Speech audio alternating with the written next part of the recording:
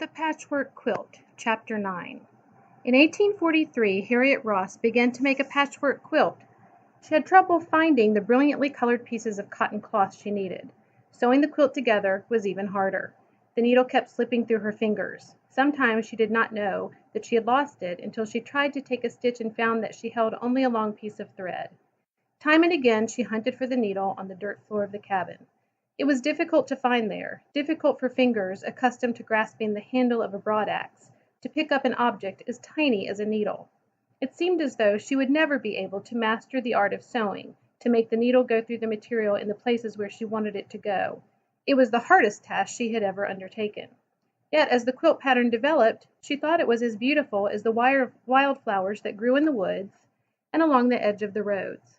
The yellow was like the Jerusalem flower, and the purple suggested motherwort, and the white pieces were like water lily, and the varying shades of green represented the leaves of all the plants and the eternal green of the pine trees.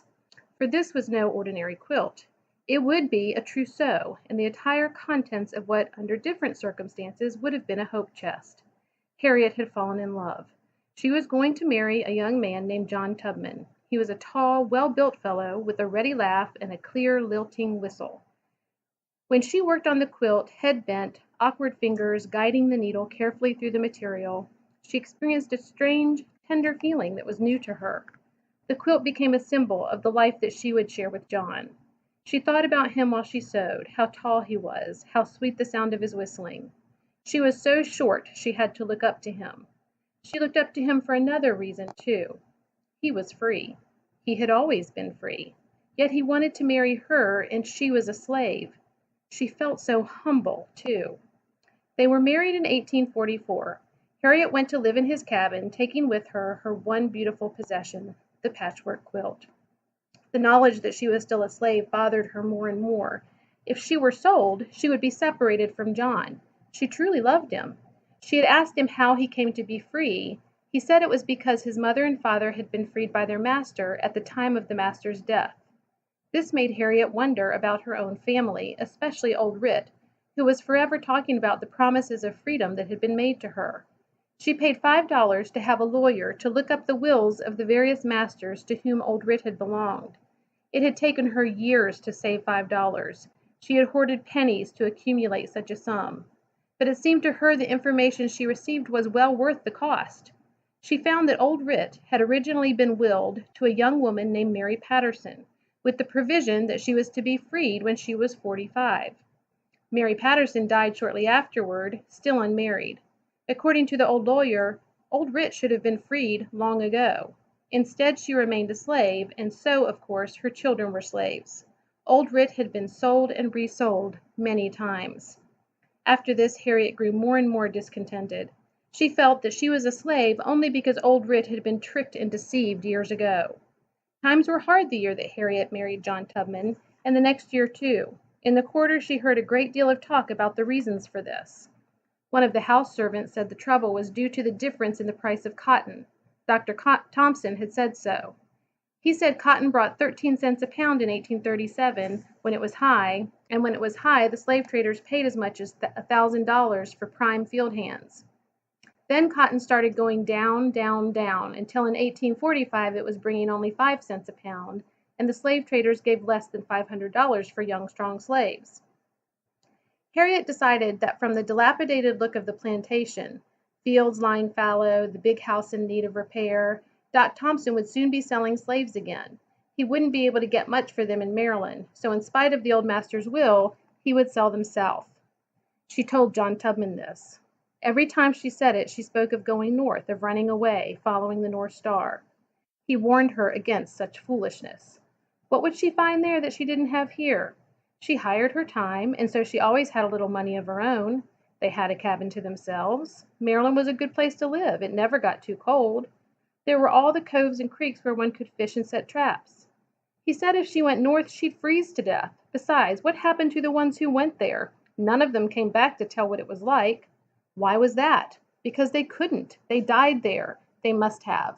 If they were still alive, they would have returned to show the way to some of the rest of the slaves. None returned. None sent word back. What would she have there that she didn't have here? Her reply was always the same: "I'd be free." She told him about the dreams she had, how night after night she dreamed that men on horseback came riding into the quarter, and that she heard the shrieks and screams of women and children as they were put into a chain gang, that the screaming of the women made her wake up.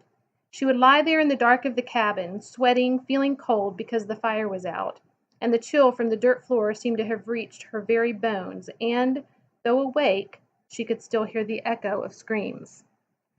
When she went back to sleep she would dream again. This time she was flying. She flew over cotton fields and cornfields, and the corn was ripe, the tassels waving all the golden brown in the wind. And then she flew over Cambridge and over the Choptank River, and she could see the gleam of water like a mirror far down under her. And then she came to a mountain and flew over that.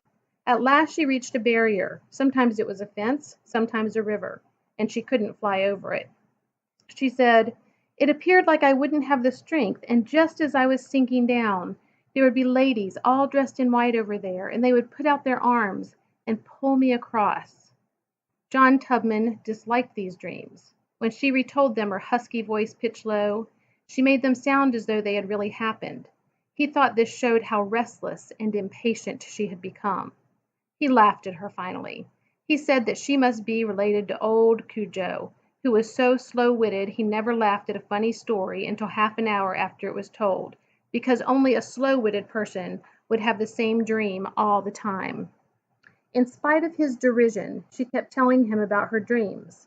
She said that on clear nights the North Star seemed to beckon her. She was sure she could follow that star. They could go north together. Then she would be free too. Nothing could part them. He decided he would put an end to this talk of escape, of the North and freedom. He asked what she would do when the sky was dark. Then how would she know which way was north? She couldn't read the signs along the road. She wouldn't know which way to go. He would not go with her. He was perfectly satisfied where he was. She would be alone, in the dark, in the silence of the deep woods. What would she eat? Where would she get food? She started to say, in the woods. She could live a long time on the edible berries and fruits that she had long ago learned to recognize. And yet, she had seen many a half-starved runaway brought back in chains, not enough flesh left on him to provide a decent meal for a buzzard.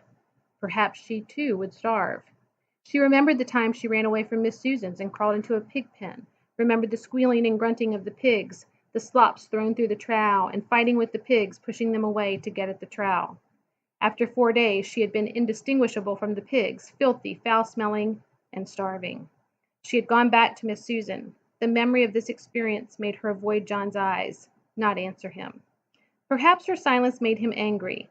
He may have interpreted it as evidence of her stubbornness, her willfulness, her utter disregard of all his warnings, and so made a threat which would put a stop to this crazy talk about freedom. He shouted at her, "You take off and I'll tell the master. I'll tell the master right quick." She stared at him, shocked, thinking, he couldn't. He wouldn't. If he told the master that she was missing, she would be caught before she got off the plantation. John knew what happened to runaways who were caught and brought back. Surely he would not betray his own wife. And yet, she knew that there were slaves who had betrayed other slaves when they tried to escape. Sometimes they told because they were afraid of the master. It was always hard on the ones who were left behind. Sometimes the house servants were the betrayers. They were the closest to the masters, known to be tattletales, certain to be rewarded because of their tale-bearing. But John Tubman was free, and free Negroes helped the runaways. It was one of the reasons the masters disliked and distrusted them. Surely John would not deny freedom to her when he had it himself. Perhaps he was afraid he would be held responsible for her escape, afraid the master would think John had incited her to run away. Besides, he was satisfied here. He had said so, and men disliked change, or so old Rit had told her, saying that also women thrived on it. Then she thought, frowning, but if a man really loved a woman, wouldn't he be willing to take risks to help her to safety? She shook her head. He must have been joking, or speaking through a sudden uncontrollable anger. "You don't mean that," she said slowly. But he did mean it. She could tell by the way he looked at her. For the tall young man with the gay laugh and the merry whistle had been replaced by a hostile stranger, who glared at her as he said, "You just start and see." She knew that no matter what words she might hear during the rest of her life, she would never again hear anything that hurt like this. It was as though he had deliberately tried to kill all the trust and love and the deep devotion she had for him. That night, as she lay beside him on the floor of the cabin, she felt that he was watching her, waiting to see if this is the night when she would try to leave. From that night on, she was afraid of him. In the spring of the same year, Thomas Garrett, Quaker, who since 1822 had been offering food and shelter to runaway slaves in Wilmington, Delaware, was tried and found guilty of breaking the law covering fugitive slaves. Found guilty with him was John Hunn, a station master of the Underground Railroad in Middletown, Delaware, and a much younger man. The trial was held in May term of the United States Court at Newcastle before Chief Justice Taney and Judge Hall. The fines and damages that Garrett had to pay took every dollar of his property. His household effects and all his belongings were sold at public auction. The sheriff who conducted the sale turned to Garrett and said, "Thomas, I hope you will never be caught at this again." Garrett, who was then 60 years old, answered, "Friend, I haven't a dollar in the world. But if thee knows a fugitive anywhere on the face of the earth who needs a breakfast, send him to me." During the operation of the Underground Railroad, 2,500 slaves passed through Garrett's station in Wilmington.